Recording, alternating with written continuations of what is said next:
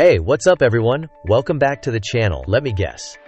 You've got big goals, dreams, and ideas, but there's one thing that always seems to get in the way: procrastination. Maybe it's that homework assignment you keep pushing off, that business project you've been delaying, or just the fact that you know you need to get more organized, but somehow you just don't. So today we're going to dive deep into why we procrastinate and, more importantly, what we can do about it. Trust me, you are not alone in this state.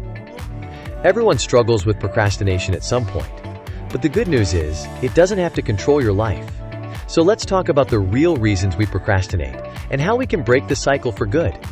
Before we dive in, don't forget to hit that subscribe button and turn on the notifications. I've got tons of motivational and practical advice coming your way, so you won't want to miss it. Alright, let's go. 1. Fear of failure. Let's get into the first reason why procrastination often happens: fear of failure. It sounds counterintuitive, right? You'd think the fear of failure would make us jump into action, but actually, it often leads to avoidance. Here's how it works.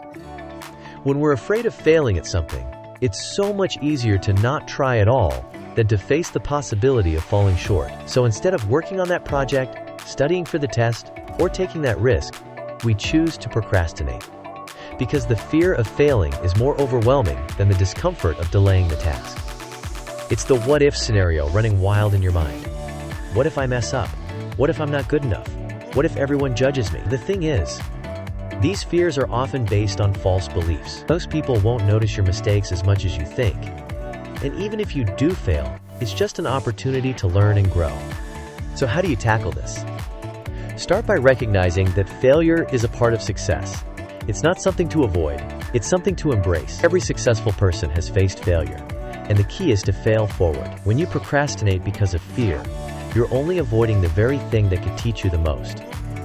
A powerful mindset shift is to see failure as feedback. If you can shift your perspective, suddenly you're not running from failure, you're running toward progress. Okay, number 2, perfectionism. I know many of you can relate to this. You've got a big task ahead, but before you even start, you start worrying about getting it perfect. And guess what? Because you can't do it perfectly right off the bat, you delay it. Maybe tomorrow, you'll be in the right mindset. Maybe next week. But the truth is, perfectionism is a form of procrastination. It's that sneaky voice inside you saying, I can't start until everything is exactly right. My workspace has to be spotless. My idea has to be perfect, has to be cut. I have to be in the perfect mood. This kind of thinking paralyzes you before you even begin. But here's the kicker. Perfection doesn't exist. No matter how hard you try, there's always going to be room for improvement. And the truth is, done is always better than perfect. By putting off something until it's perfect, you're robbing yourself of progress and growth. So here's the tip to break free from perfectionism. Embrace the 80-20th rule. Do 80% of the work, and let the last 20% be good enough. Perfectionism doesn't help you get ahead. It keeps you stuck. Progress, on the other hand, leads you towards success. 3. Lack of motivation. Now let's talk about lack of motivation. This is a big one, and honestly, it's one that most people experience at some point. When you don't feel motivated to do something, it's easy to put it off. After all, if it doesn't excite you, or if you're just not feeling it today, it's easier to scroll through social media, binge watch your favorite show, or do anything else besides the task at hand. But here's the thing. Motivation is not always going to show up on its own. It's easy to wait for the perfect moment when you feel inspired. But the truth is that motivation often follows action. What do I mean by this? When you start a task, even if you don't feel like it, your momentum will build. And you'll find that motivation often comes once you've started. It's like you have to get moving first before the motivation catches up. So if you're struggling with motivation, don't wait for it to magically appear. Instead, start small. Commit to just 5 or 10 minutes of work. Once you're in the flow, it'll be easier to keep going. Sometimes, the hardest part is just starting. 4. Overwhelm and lack of clarity. Okay, moving on to reason number 4. This one is huge. If you're looking at a massive project or an endless to-do list, it can feel like you'll never get it all done so you end up avoiding it altogether. When the task seems too big, your brain naturally wants to avoid it because it doesn't know where to start. But here's the thing.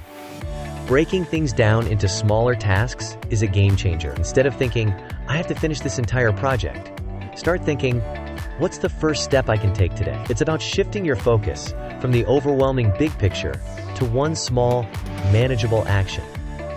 Another key here is prioritization. Not everything is equally important, so ask yourself, what's the most important task that will move me forward? Start there, and once you check it off, move on to the next. You'll be amazed at how a clear, focused approach can remove that overwhelming feeling. And guess what? As you cross items off your list, you'll gain momentum, and the procrastination starts to melt away. Finally, reason number 5, a lack of self-discipline or routine. This one hits hard, especially in a world full of distractions. When you don't have a solid routine or enough self-discipline, it's easy to fall into the trap of procrastination, whether it's checking your phone every few minutes or getting lost in other activities. Distractions can keep you from doing what you actually need to do.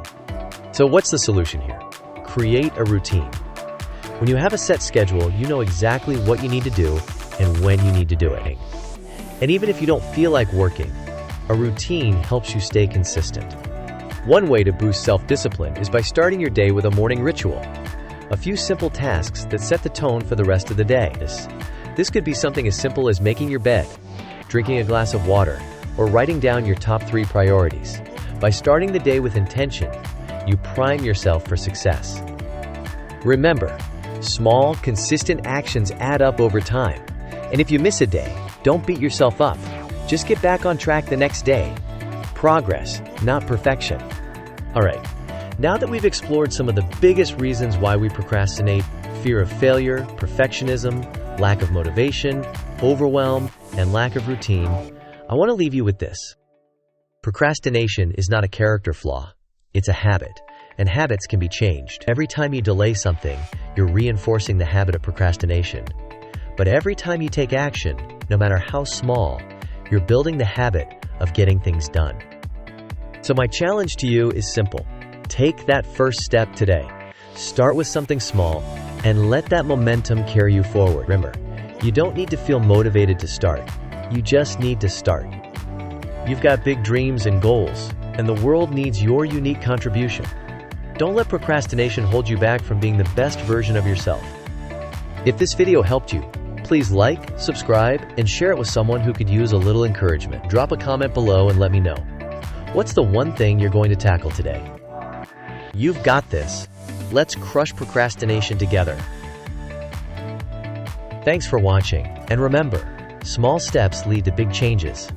Take care, and I'll see you in the next video.